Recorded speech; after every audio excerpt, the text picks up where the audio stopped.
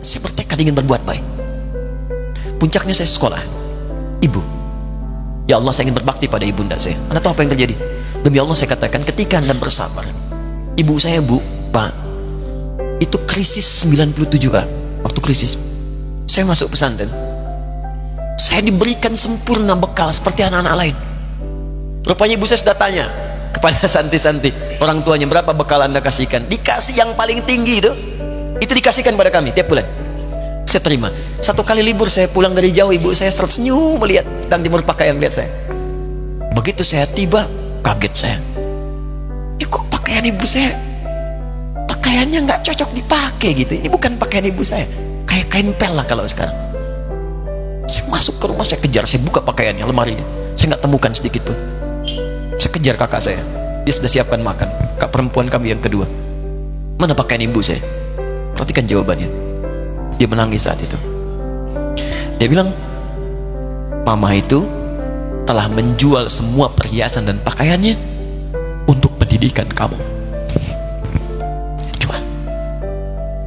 Untuk kita, katanya. Jual.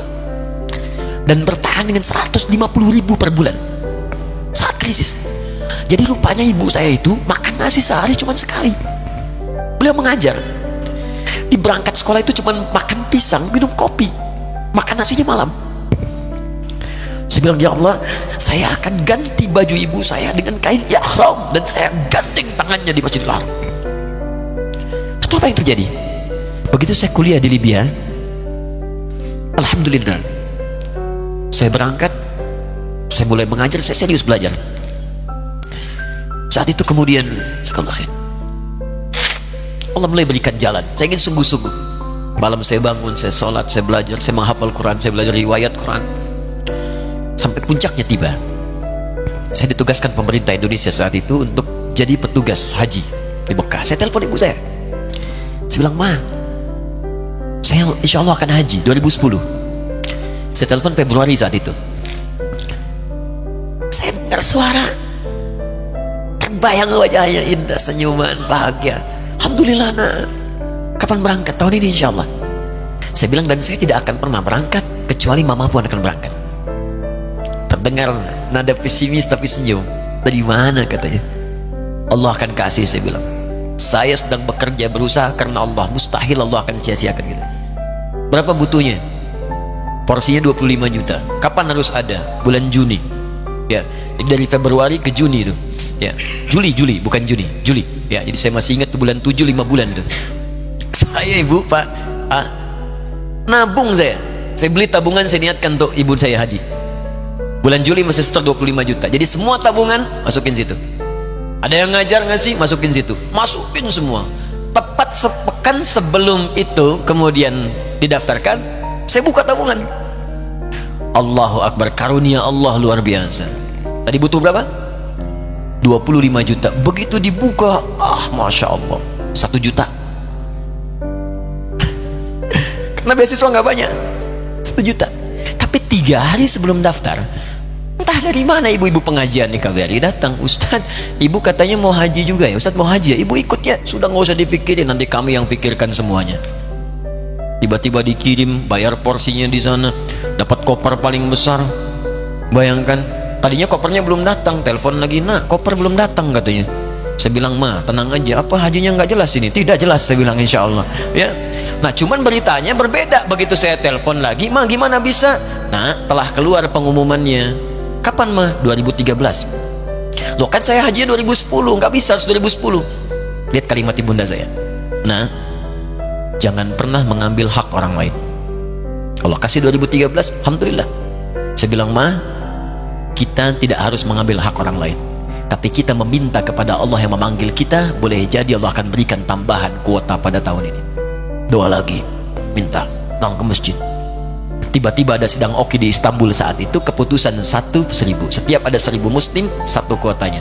Saat itu Indonesia dapat tambahan 22.000, termasuk ibu saya ada di situ.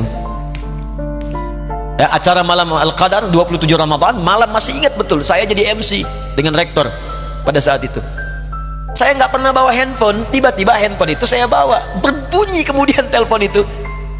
Saya minta pada rektor izin, saya angkat dulu, diperkenankan Bayangkan, saya kemudian ke belakang masjid, saya angkat, tiba-tiba saya dengar suara sudah menangis. Nah, katanya, kenapa Ma? Alhamdulillah Mama bisa haji. Ternyata kuota itu termasuk ibu saya 5 bulan Pak, wena biasa, nggak bayar tambahan, nggak ada macam-macam, bisa berangkat. Begitu saya berangkat duluan, saya tungguin betul di apartemennya, di maktabnya sampai datang. Begitu sudah datang, saya nggak sapa, saya lihat dari jauh.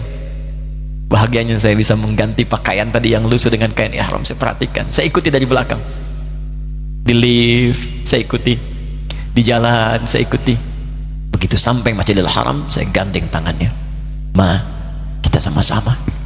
Labbaik Allahumma labbaik, labbaik la syarika lak labbaik. Saya tawaf, saya gandeng ibu saya lindungi supaya dapat kenikmatan dalam tawafnya. Begitu saya rasakan bagaimana Sayyidah Hajar bekerja keras untuk Ismail. Saya balas di situ, saya gandeng tangan yang kanan, saya minta pada Allah, muliakan ibu saya ya Allah, muliakan ibu saya, muliakan, berikan saya kesempatan membahagiakannya. Cuman yang kanan digandeng, yang kiri kosong, karena sudah tidak ada. Ketika Anda belajar pun untuk menjadi ulama, Allah akan muliakan Anda. Orang tua Anda akan dapat bagiannya. Yang hafal Quran itu Musa, yang bisa haji bapak ibunya. Kemarin saya jadi Amirul Hajj dari kedutaan Saudi berangkat, membawai 350 orang rombongan. Siapa yang saya bawa? Ahli Quran, yang hafal Quran anak-anaknya. Ahmad Kamil, yang haji pengajarnya, murabbinya, ibunya, temannya, banyak yang berangkat. Yang berangkat siapa? Calon ulama. Dijadi ulama itu, jangankan sudah jadi, kalau benar caranya, baru bergerak pun Allah pasti akan jaga, kalau benar caranya.